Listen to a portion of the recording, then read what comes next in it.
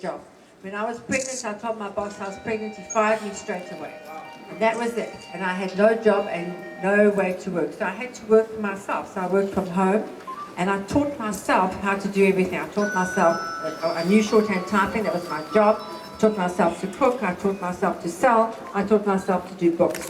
And at Hirsch's we take all our staff, and we started in 1994, we empower our staff. So all our technicians, they work for themselves. Our drivers have their own businesses, we sold them their trucks. Our DSTV installers, our gas installers, our electricians, our air conditioning installers, all our repair people, they all work for themselves. I always make their wife do the books. Why do I make the wife do the books? If the wife does the books, the wife holds the money. The wife holds the money, the man stays at home. The man holds the money, the man will go off. You'll always find some other lady who says, woohoo, you look so good. So I always make the wife look after the books. And now all the people from 1994, and you know South Africa's got a very high divorce rate. All those couples that I started in 1994 with the man doing the work, the wife doing the books, all happily married today, all got wonderful families, wonderful homes. So it does work, eh? It really does work. So, as I'm large in Bigger City with Marianne, and it's all Marianne, she's done everything. I just helped her to get her idea off the ground. We've empowered so many people to start their own businesses. And I had one lady, she had 8 children.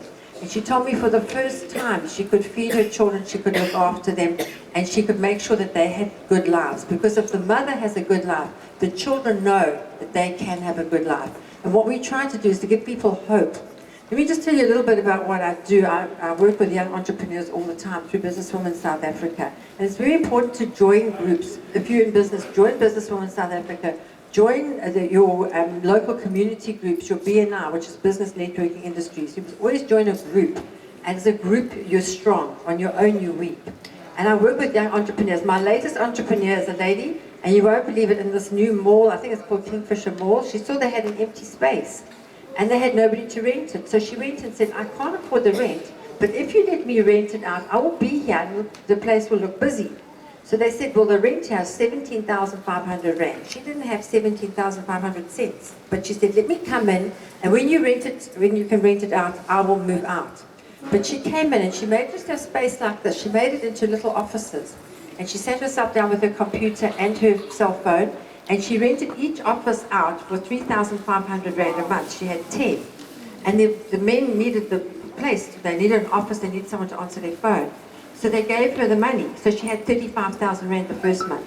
The second month, she did the same. The third month, they came and said, we found someone to rent it. She said, no, I'm here already. I can afford the deposit now. I've got the space. So now she pays the 17,500 rent, and she gets the 35,000. This is a girl in your own area right here that she does this. You see? So it just goes to show there is money to be made, but you've got to use your brains. When I started out, I started work when I was 12 years old. I had nothing, absolutely nothing. I was in a foster home. So I knew that all God gave me was my brains and my 2 hands. And that's what I did. I started working in a hairdressing salon on a Saturday morning washing hair. I'd never washed anybody else's hair in my whole life. I only washed my own. But you learn very quickly. So for 50 cents every Saturday morning, I used to wash hair from 7 o'clock in the morning till 2 o'clock in the afternoon. And that's what I did. That's how I started. I worked. I'm 63 years old today. I worked every single day since I was 12. I had the afternoon off my son was born, the morning off my daughter was born, and the afternoon off when I had my hysterectomy. Otherwise, I had it all. That was the best day, the last one. Okay, what I do now, I work with the young women of South Africa. I don't know if you know, there are 9 million schoolgirls in South Africa. And of those 9 million, only 40% go to school for 4 weeks of the month. The other 60% can only go for 3 weeks of the month because they've got no sanitary protection. They can't go to school, so they stay at home. So it means that their marks are low. Now you can be the cleverest girl in the school and you can learn as much as you can, but if you don't go on the day you write your exam, you get naught. So their marks are very low. So what they started realizing was that the girls in the class were stupid and the boys they thought were much clever, but it wasn't that at all. It was the girls were only going to school for 3 weeks of the month and they often couldn't write the exams. So what we started doing is, with a girl in Pinetown, she's got a little factory and she makes reusable sanitary pads, and I take them into the schools. I take 50,000 rand of my own money every single month and I go into all the schools in the townships And I show them these. They last them for 5 years. I give them this one pair of panties and the 3 pads. They wash them out. They can use them again. From standard 6 to matric, they can go to school every single day. Now the marks in the schools that we've been to, the girls have gone from 48% aggregate up to 85% aggregate within 6 months. That's how clever they are and how clever they should have been if they didn't know. So that's just one of the things that we do, that I do to help different people. And I work with young entrepreneurs. But I've got to tell you, if you want to go into business, and today in South Africa, you are so lucky. I've just come back from America. We actually went, and those of you who appraise us, I went to Joel Osteen's church in Houston, Texas. Now, if you don't know Joel Osteen, he's a modern-day evangelist. His father was a preacher, and he has a massive church. I went, there were 18,000 people for one service, but the one service finishes, the other service starts. There was over 36,000 people. That's more than at the football stadium in that church on that day.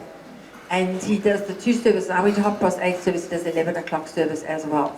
I was very lucky because Susan Boyle, the singer, those of you who don't know her, Susan Boyle was one of 12 children. When she was born, the cord went around her neck and her brain didn't grow properly. So all her life they told her she was stupid, and she thought she was, and she had no job, so she looked after her old parents. When her parents died, she started to sing. She was 43 years old. She started to sing. She'd sang in church, she sang in pubs. But she went for X Factor on television, and 30 million people have viewed her clip when she went there. And she's got brain damage. She's very slow. She's not very sharp. But she can sing beautifully and she remembers the words. And now she goes around the world. And she's in a new movie called Christmas Candle, which will be released now. You must go and see her. She's acting in that as well. So it just goes to show it doesn't matter where you're coming from, it's where you're going to. So what do you need to be successful? Well, number one, you need to be passionate about what you do. You can't do something if you're not passionate about it. I told you I work with young entrepreneurs all over. So this man comes to me in Johannesburg, a young African man. His wife actually knew me from here. And he said, I bought a fish franchise. I said, do you like fish? He said, I hate fish. I said, what do you mean? He said, I'm Zulu. If you put a piece of cheese and yama or fish, I'm going to eat the cheese and yama. Okay. So I said, well, you mustn't buy the fish franchise. I said, what do you like? He said, I love motor cars. Love motor cars. So we bought him a used car spares franchise. He now has got a very successful business. His wife does the books. He's not going anywhere because she's controlling the money. And everything is going fine. So you've got to be passionate about what you do. You have to work hard. There's no substitute for hard work. I start work every morning 4 o'clock. 4 o'clock I get up. I meditate, which you can call pray. If you pray, you talk to God. When you meditate, you wait, God talks to you. I then go to gym.